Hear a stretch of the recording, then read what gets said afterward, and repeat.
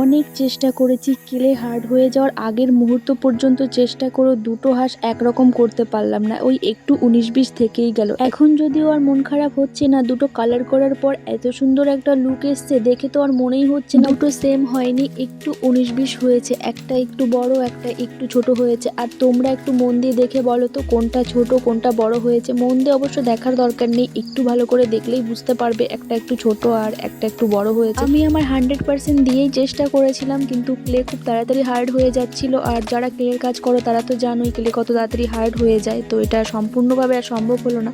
যাই হোক, যেটা এসছে ফাইনাল লুকটা খুব একটা খারাপ আসেনি।